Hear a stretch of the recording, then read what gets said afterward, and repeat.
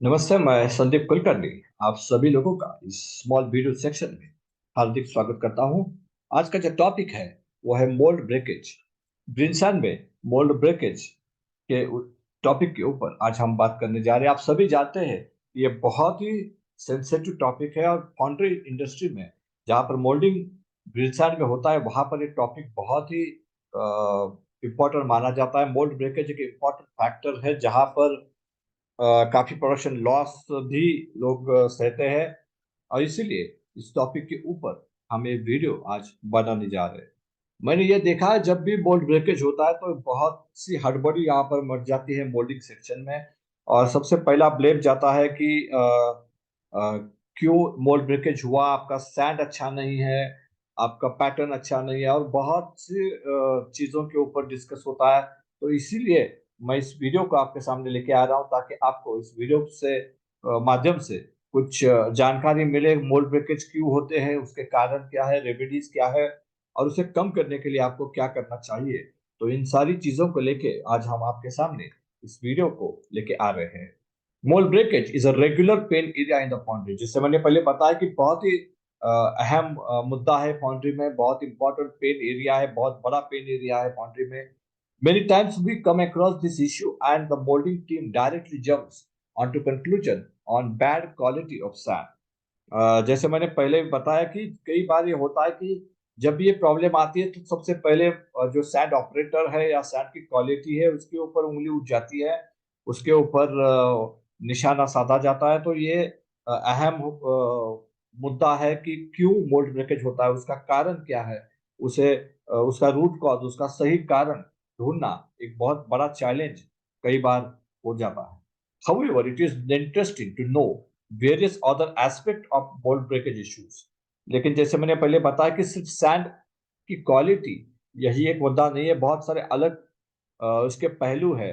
तो इन पहलुओं के बारे में बात करना, उनके बारे में जानना एक बहुत ही इंटरेस्टिंग चीज है और आज हम इस वीडियो के माध्यम से वही जानने की कोशिश कर रहे हैं कि क्यों मोल्ड ब्रेकेजेस होते हैं, क्या अलग अलग कारण है जिसके वजह से आपका मोल्ड टूट जाता है या ब्रेक हो जाता है और उसके इम्प्लीकेशंस या उसके परिणाम क्या क्या होते हैं, उसको सुधारने के लिए हमें क्या करना चाहिए। इन सारी चीजों को लेके आज हम इस वीडियो को लेके आ रहे हैं। Hence, I have tried to guide you on this topic in this video. Any mold breakage will directly hamper your molding capacity and reduce productivity.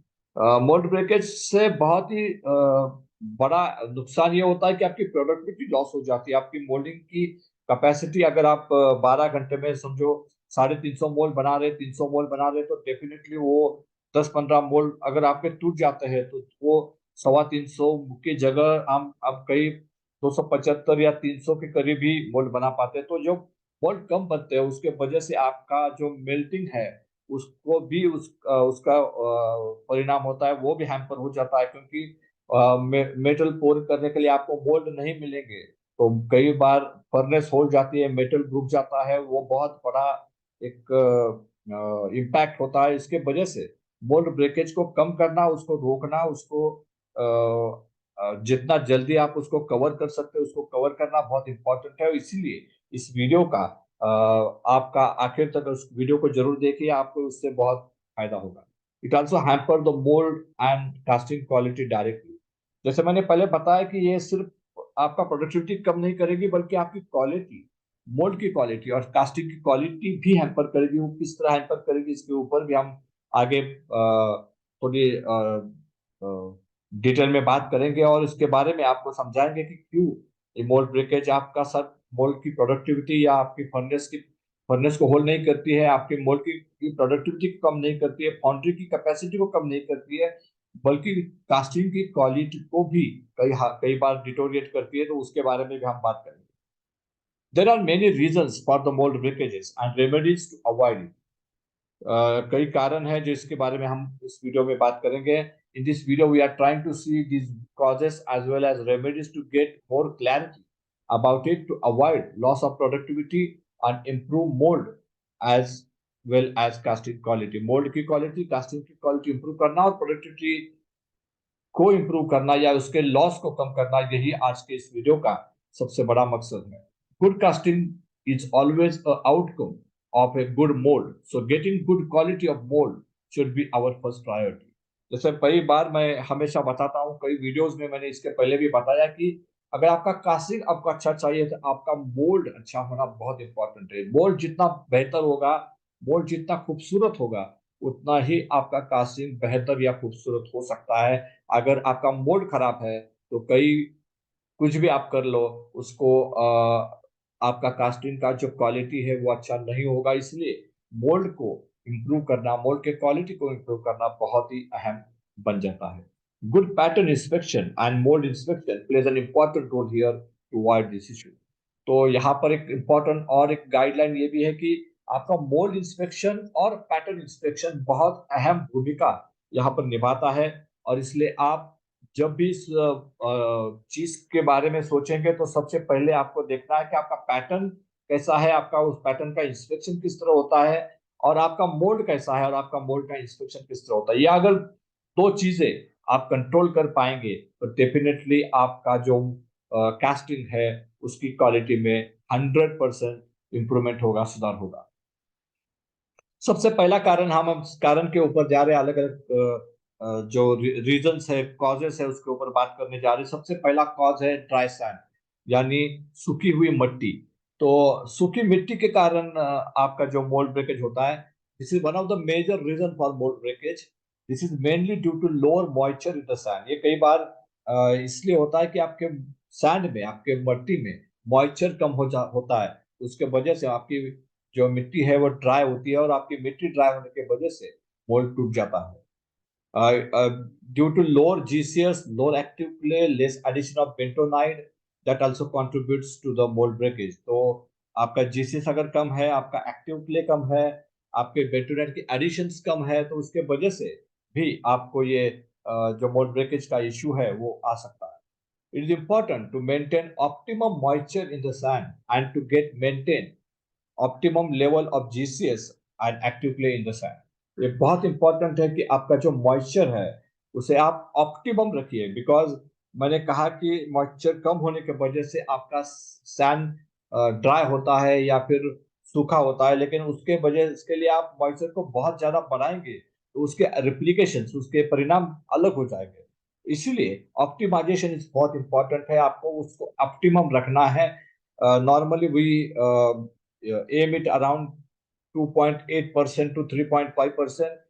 कई बार हम 3 से 3.5 इज द बेस्ट रेंज। 2.8 के ऊपर कई बार वो सूखने के चांसेस हो जाते हैं। तो 3 to 3.5 के बीच में आप मॉइस्चर रखेंगे तो डेफिनेटली आपका सैंड बेहतर होगा, और जिससे आपका मोल्ड ब्रेकेज कम हो सकता है।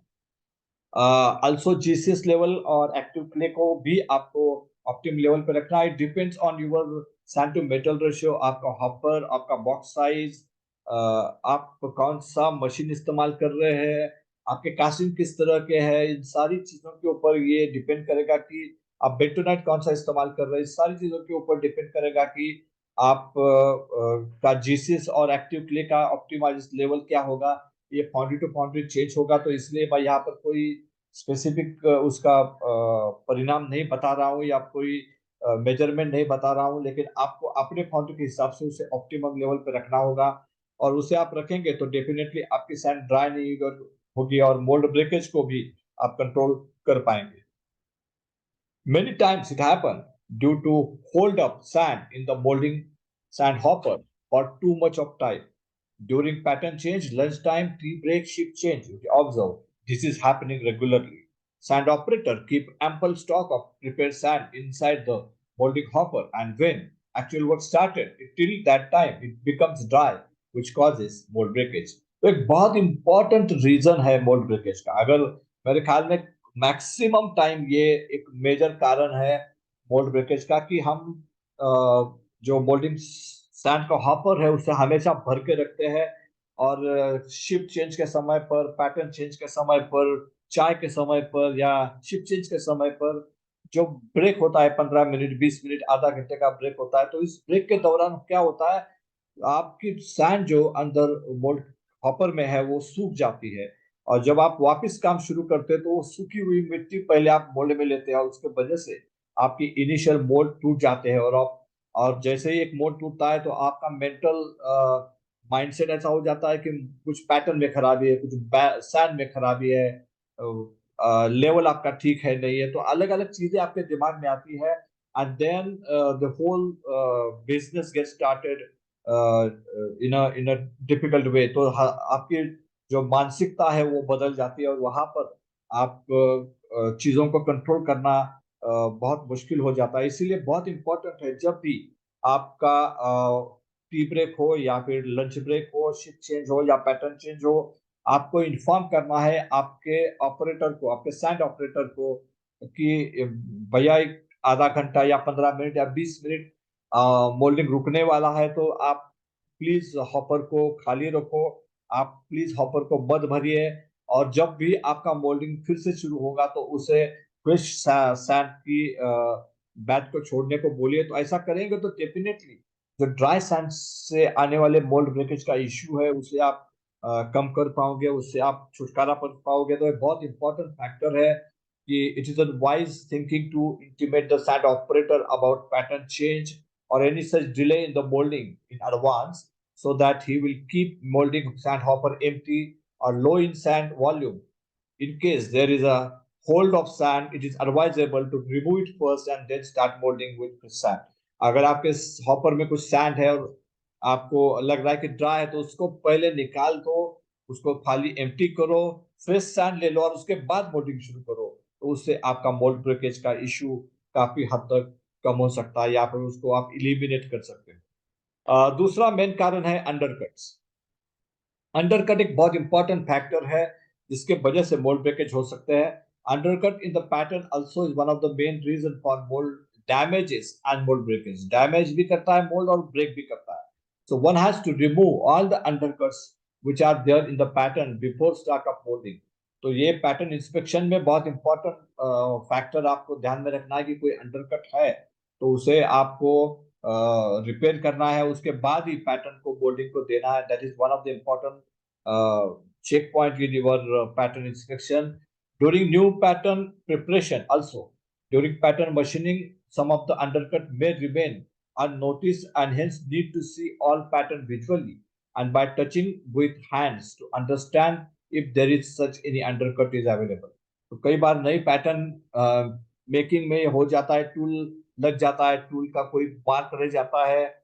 कई बार ऐसा भी होता है कि हमने कुछ एमसील डाला है, एमसील निकल गया है, उसके वजह से भी अंडर कट हो सकता है। तो ये सारी चीजों को आपको बाय आईज और बाय हैंड टच के साथ में वेरीफाई करना है, देखना है, और ऐसी कुछ चीज आपको नजर आती है तो उसे इमीडिएटली आपको सुधारना है। Here the pattern inspection before moulding plays an important role. जैसे मैंने पहला बताया आपको, pattern inspection and mould inspection are two very important factors in the moulding, और उसको आप जितना अच्छी तरह से निभाओगे उतना ही आपका मोल्ड अच्छा होगा, और जितना आपका मोल्ड अच्छा होगा उतना ही आपका कास्टिंग भी अच्छा होगा। It is also happen during the removal of broken mold from the cavity when you use sharpened tool to remove it. So while during it, you may have damaged pattern cavity and it creates small undercuts which can cause such issue. तो ये एक और important factor है। जब भी mould टूटता है तो हम उसे निकालने के लिए कई बार शार्पन टूल इस्तेमाल करते हैं, और वो शार्पन टूल भी कई बार आपके पैटर्न को डैमेज करता है, पैटर्न में कुछ अंडरकट बनाता है, पैटर्न में कुछ निशान बनाता है, जिसके वजह से मोल्ड टूटता है। तो ये भी इम्पोर्टेंट है कि जब भी मोल्ड टूटता है तो उसे निकालने के लिए आपको सही टूल का इस्तेमाल करना है। टूल का इस्तेमाल करते समय ध्यानपूर्वक करना है ताकि आपका पैटर्न डैमेज ना हो जाए, उसमें कोई खरोच ना आए, उसमें कोई डेंट मार्क ना आए, जिसके वजह से आगे जाके आपको वापस वही डेंट मार्क या वही डैमेज या वही अंडरकट आपको फिर मोल्ड ब्रेकेज का कारण ना बने। तो ये भी बहुत इंपॉर्टेंट फैक्टर है। इसलिए वहां पर भी जब भी कोई टूटा हुआ मोल्ड आप निकाल रहे हो तो वहां पर भी आपको काफी ध्यान देना है कि कहीं उसके वजह से आप फिर से मुश्किल में ना आ जाए। Next reason is improper level of ejection pins.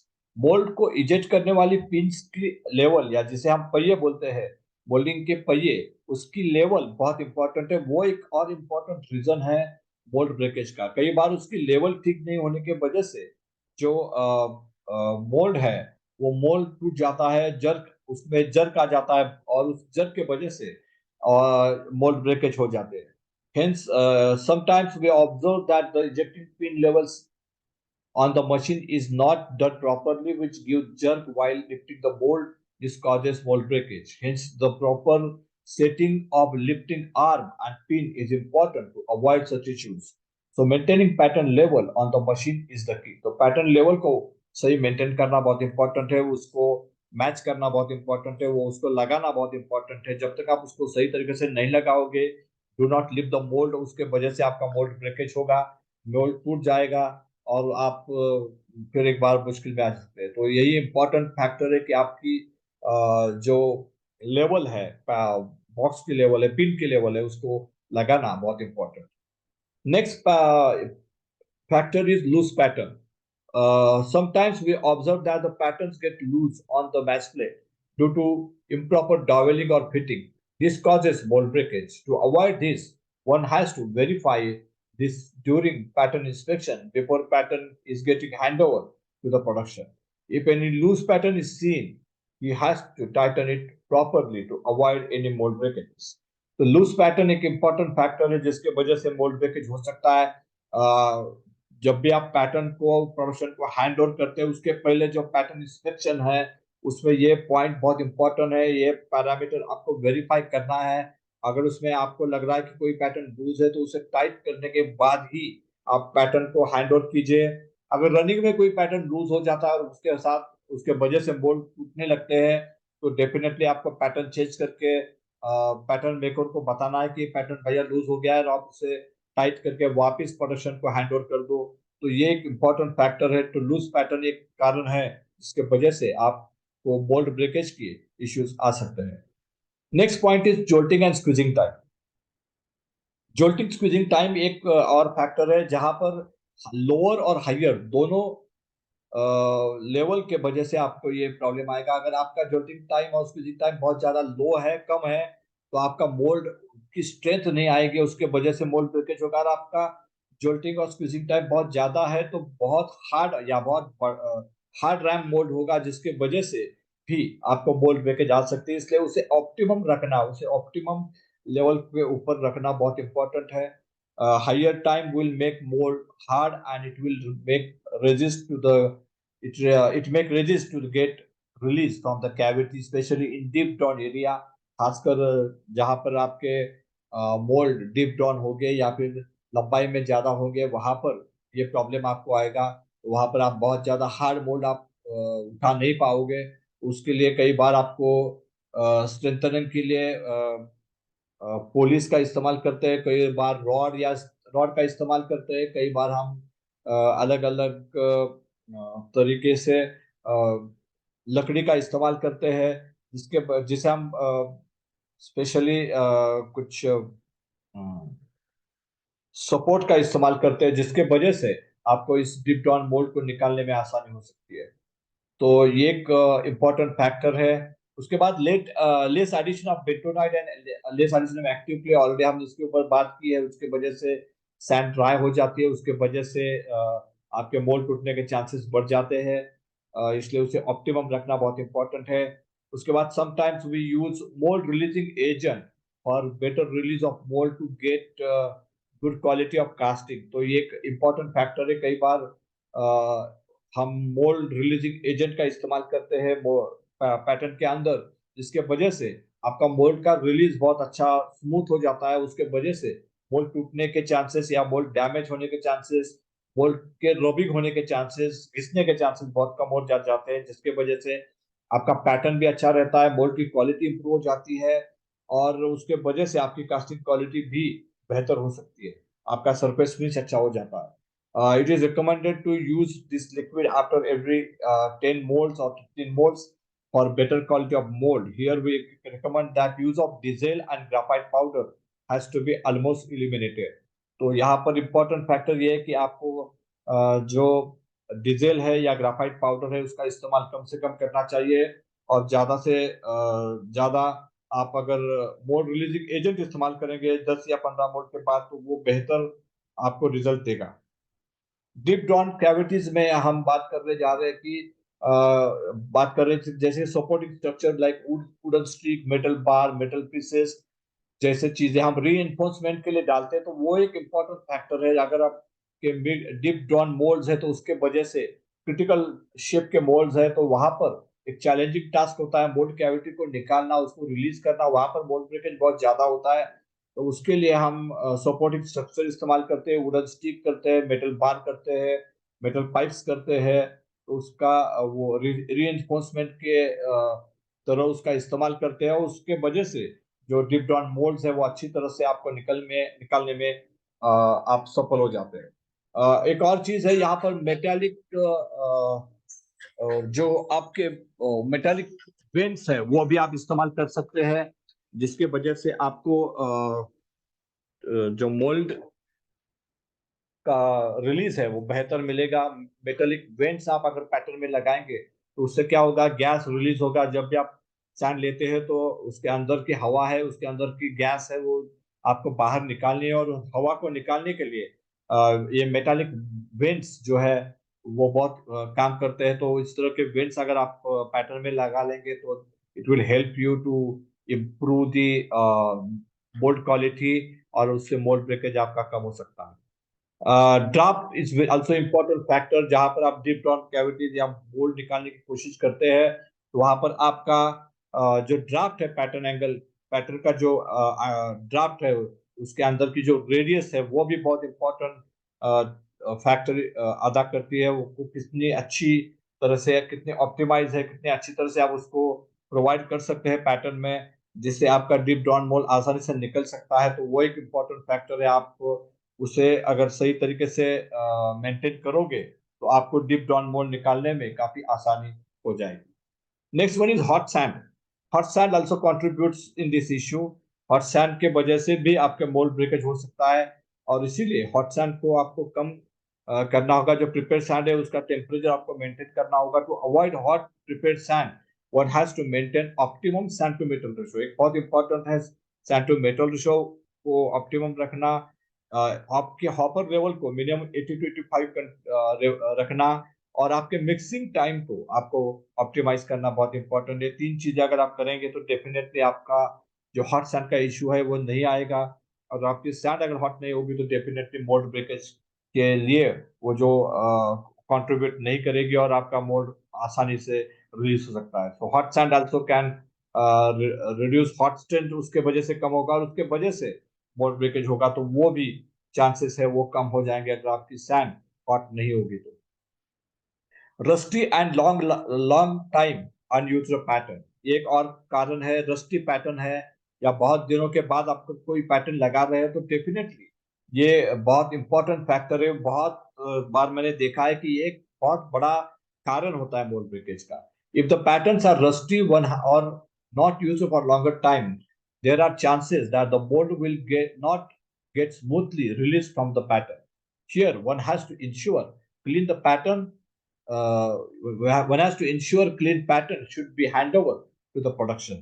If it is rusty, one has to polish it properly before hand over to production.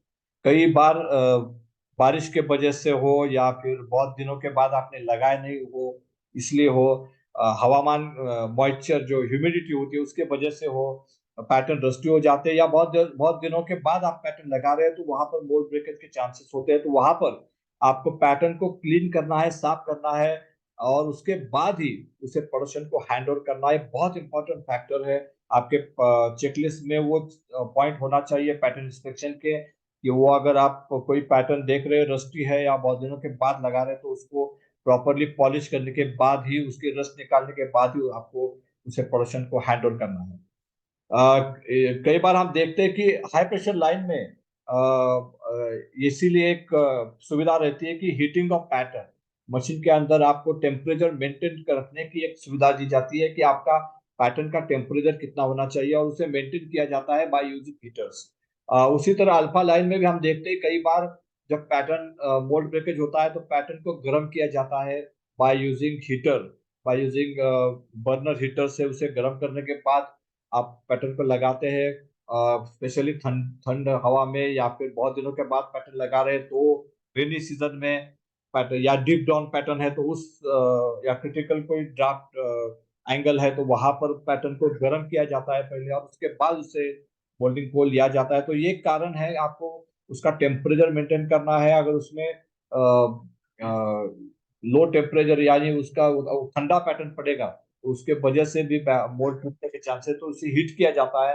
तो ये प्रैक्टिस कई बार आपको हेल्प करती है। So this is another guideline. अगर आपके मोल्ड ब्रेकेजेस हो रहे हैं तो you can use further heater on the alpha line as well as high pressure में। तो कई बार उसको टेम्परेचर को मेंटेन करने की सुविधा दी जाती है, तो उसके वजह से आपका मोल्ड ब्रेकेज कम हो सकता है। So this is an important thing you have to understand. एक और चीज यहाँ पर मैं बताना चाहूंगा कि जब भी आप पैटर्न मोल्डिंग के बाद रख रहे हो तो in specially in the rainy season आप उससे रस्ट प्रिवेंटिव ऑयल लगा के रखेंगे तो ये बहुत महत्वपूर्ण और बहुत इंपॉर्टेंट काम करेगा। क्योंकि बारिश के सीजन में because of humidity, because of rain, because of moisture, it get rusty quickly, and उसके वजह से आपको वॉल ब्रेकेज के इश्यू रेगुलरली आ सकते हैं। तो इसलिए आप अगर पैटर्न को रखते समय रेस्टोरेंट ऑयल लगा के रखेंगे तो definitely it will not gate rusty, और उसके वजह से आपको मोल्ड ब्रेकेज के इश्यू भी आपके जो आ रहे हैं वो कम हो जाएंगे। Next one is skill of operator,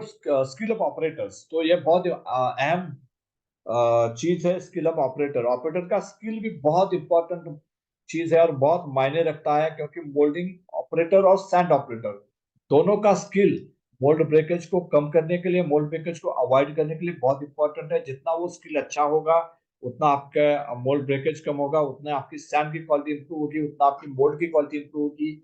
तो strict pattern inspection is another important area. वहां पर आपका जो पैटर्न इंस्पेक्शन करने वाला बंदा है उसके चेकलिस्ट के हिसाब से सही सारे अगर पॉइंट आप वेरीफाई करेंगे तो डेफिनेटली आपके मोल्ड ब्रेकेज कम हो जाएंगे।